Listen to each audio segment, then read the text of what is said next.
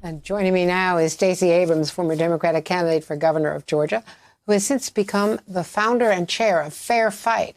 She's also the author of the new book, Our Time Is Now, Power, Purpose, and the Fight for a Fair America. Stacey Abrams, it's great to see you. Thanks so much for joining us today.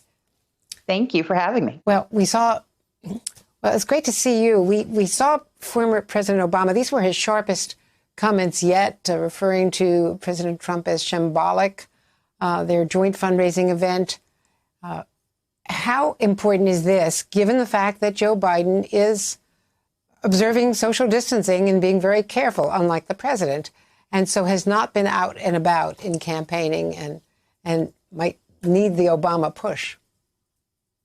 I think that all Democrats want Joe Biden to win, including President Obama. But we also have to note, as you pointed out at the top of the story, that we have seen record turnout among Democrats across the country.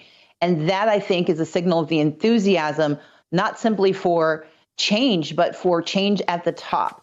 And so while I think Vice President Biden is going to continue to meet the moment by having to run an unusual, but something that's very necessary for this moment, a campaign that isn't going to be able to rely on field organizing in the traditional manner, I do think he's doing an extraordinary job of lifting up the conversation that Democrats want to have.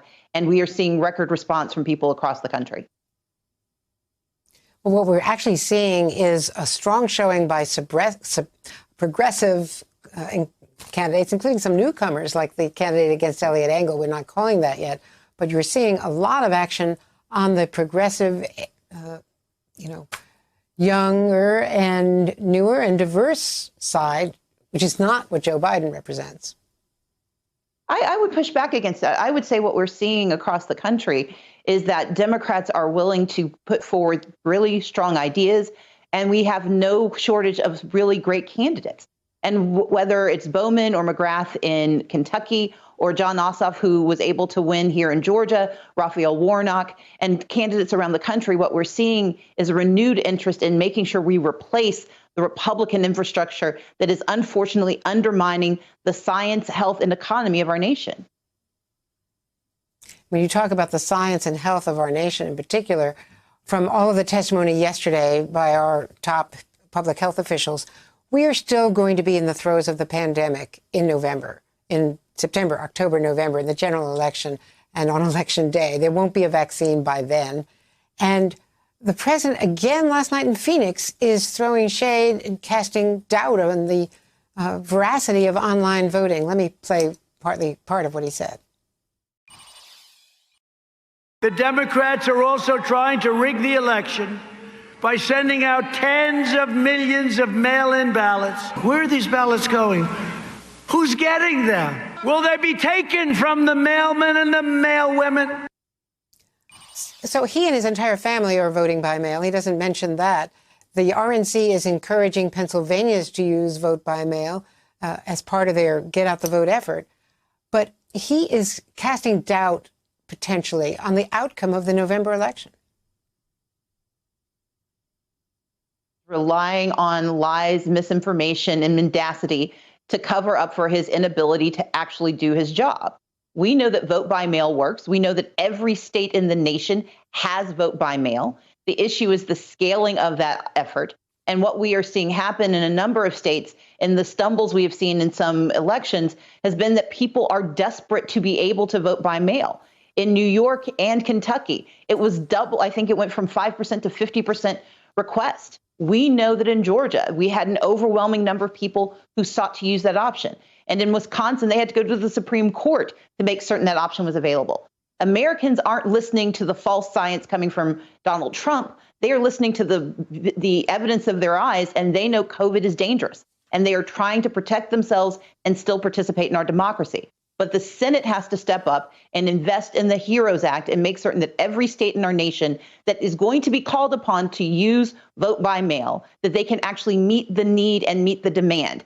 South Korea was able to run a national election in the midst of COVID-19.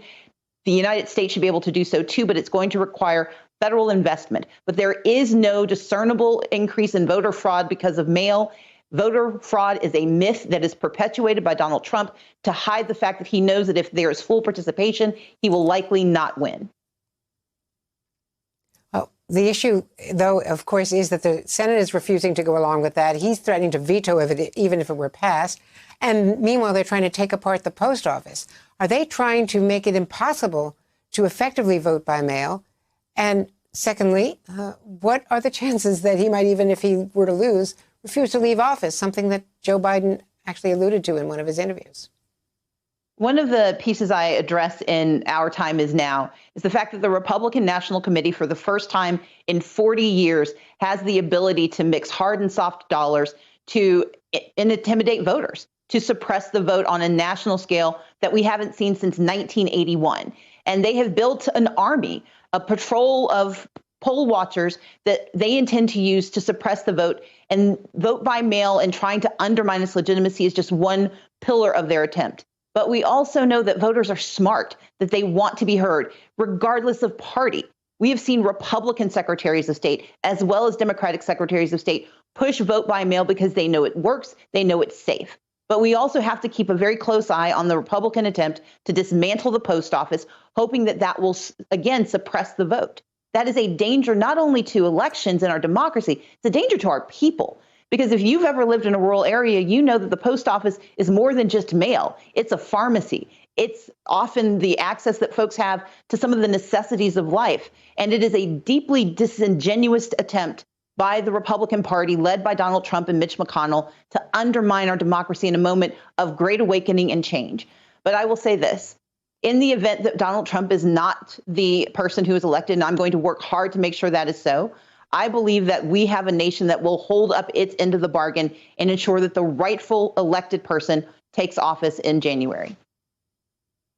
I wanted to play something that he said last night, the president, again, using a racist term to refer to the COVID-19. Let's watch. I said the other night, there's never been anything where they have so many names. I could give you 19 or 20 names for that, right? Kung flu, yeah. What is your reaction to that? That once again, he shows that racism is the core of his appeal. It is the trope that he relies on in order to gin up his supporters. And what is deeply disheartening and deeply disturbing is that as we have this moment of reckoning around the systemic racism that Blacks have faced since 1619 in this country, we cannot ignore what has happened to Latino communities under his leadership, to the Asian American community that has to listen to the slurs against them because of a disease that is ravaging and killing our people, and that we have watched his disinterest in handling and addressing the needs of Native Americans. We know that this is a man who does not care about America, and he certainly does not care about the people of color who comprise almost 40% of this nation. And to the extent he intends to serve as president of any people, he has to be willing to serve as the president of all people. But he lacks the moral courage, he lacks the integrity, and he lacks the capacity to lead. And that is why it is so critical that we elect Joe Biden, that we take the Senate, but that we also remember that we're not just having the 2016 redo of our election. We're also running the 2010 election, where we have to go all the way down the ballot and make certain that we elect state legislators and governors who will ensure that the maps drawn in 2021 based on this census reflect the needs and values of the whole country. Does the racial reckoning since George Floyd's murder make it that much more important that there be a Black woman on the ticket? And are you being vetted? I think that Joe Biden is going to make a decision about who his running mate is based on what he knows he needs. And this is the man who's actually held the job, so he knows what he's looking for. But I've said time and again, I believe diversity is critical, and it can't simply be a comment. It has to be done in action. And yes, there's a signal that can be sent by having a Black woman on the ticket. There's a signal to be sent by having a woman of color on the ticket. But most of all, we need to know that Joe Biden takes absolutely no one for granted, and that unlike the racist in chief that currently sits in the White House, Joe Biden reflects the values of America, that we are all one nation with diversity being at our core and something we should celebrate and promote and protect. And have they reached out to you? I'm going to leave the conversation about vetting to the Biden campaign. I will tell you, we've been in conversations about the work that we are doing on Fair Fight to expand elections and on Fair Count to make certain that we have an accurate census. And I look forward to continuing to work with the Biden campaign in every way possible to ensure his election in November.